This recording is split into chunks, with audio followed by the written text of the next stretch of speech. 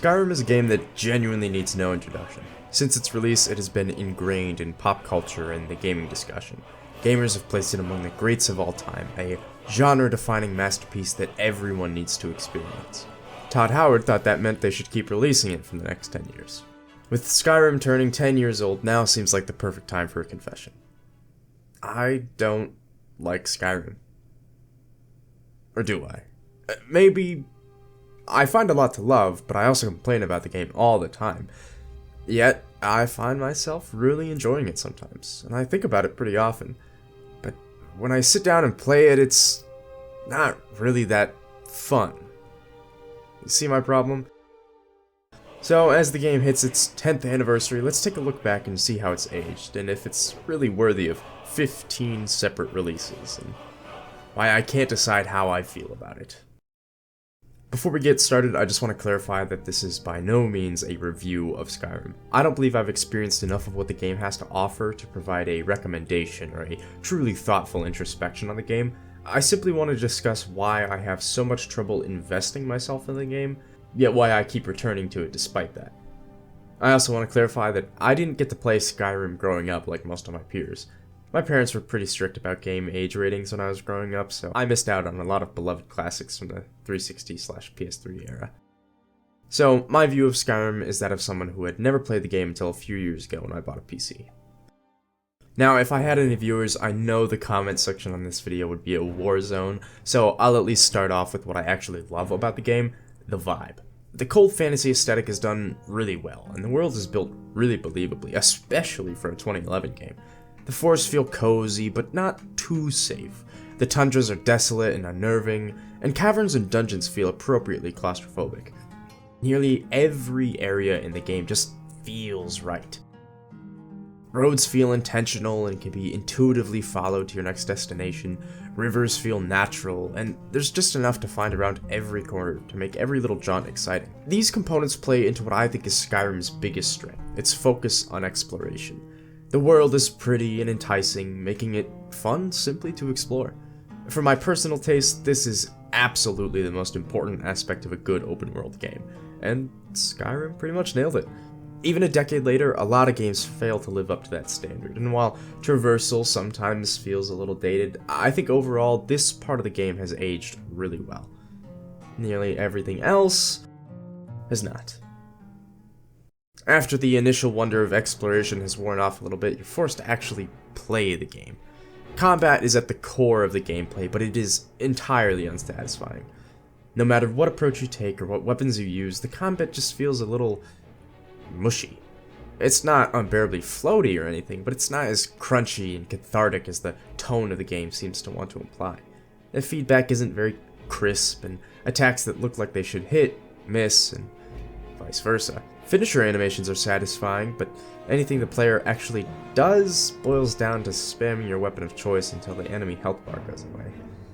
Powers and shouts add an interesting wrinkle to encounters, but it's not enough to salvage the weak core.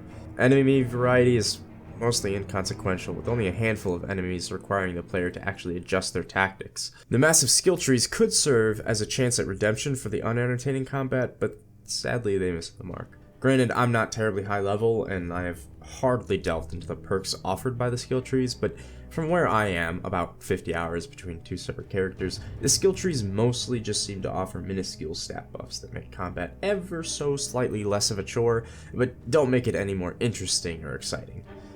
In the late game, I'm sure there's fun to be had in the meta of breaking the game with crazy stats and combinations, but it's hard to want to reach that point when it's such a slog to get there. The other problem with the skill tree is that the staggering amount of options mean that nearly every upgrade purchased feels just like a drop in the ocean. No single upgrade changes the game on its own, making leveling up incredibly underwhelming in my opinion.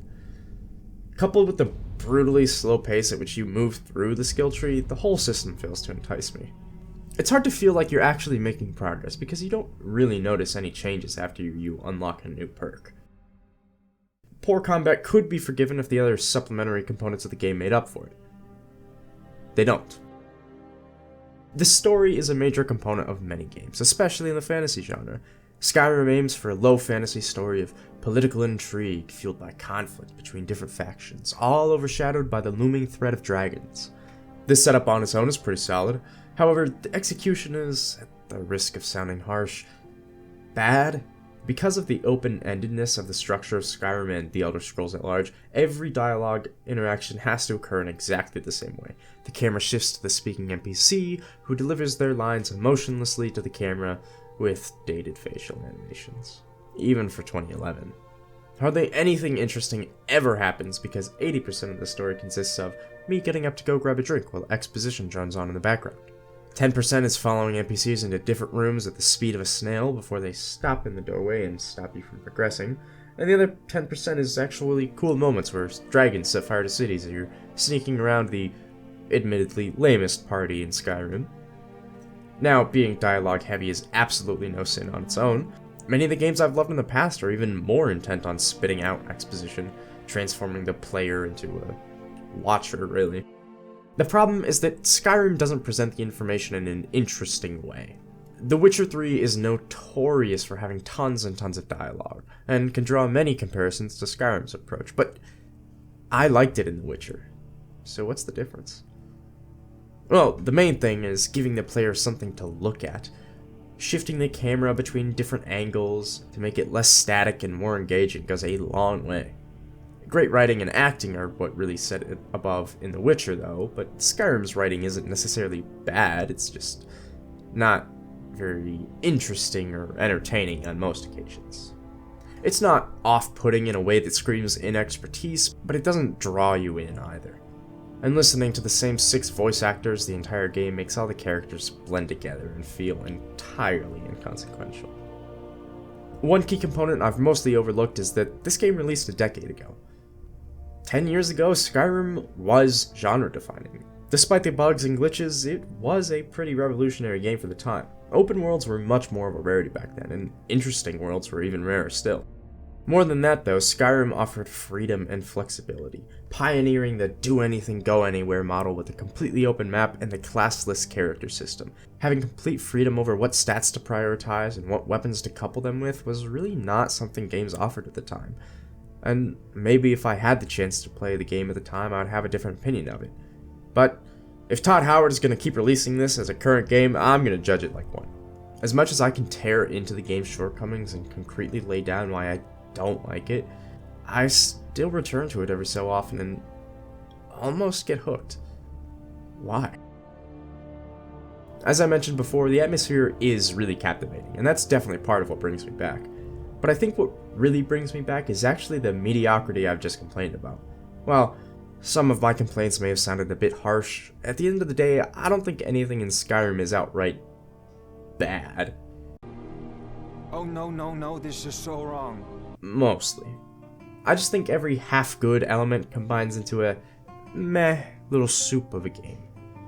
But that very same blandness in the gameplay makes it perfect to sit down and play for a while when you need to shut your brain off.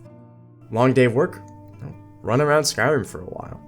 Want to play a game but too tired to play anything too stimulating? You can play Skyrim with your eyes closed. Alexa, play Skyrim.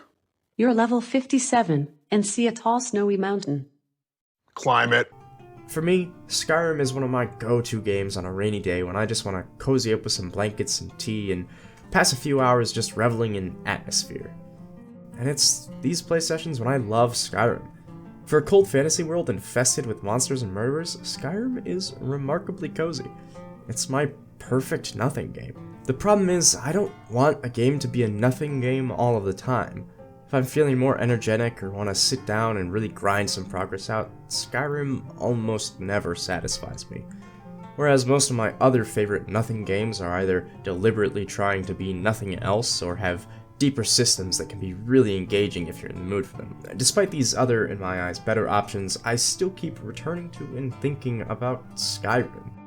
And this is the vicious cycle I'm stuck in. Logically, I don't really like Skyrim. I think the gameplay is mediocre and it just doesn't really engage me. But then when I find myself in the mood for the game, I sit down and I enjoy it quite a bit despite that. Sometimes I play it off and on for a few weeks, or sometimes I just don't touch it for another few months. Eventually, I always come back around. But even when I am enjoying it, I never get obsessed or super invested in it. When I really like a game, it becomes my whole life for a while, and Skyrim just never does that for me. And as much as I want to, I just can't understand the way people get obsessed with this game. And I guess that's my problem. That's my love-hate relationship with Skyrim. They added fishing? I get it now!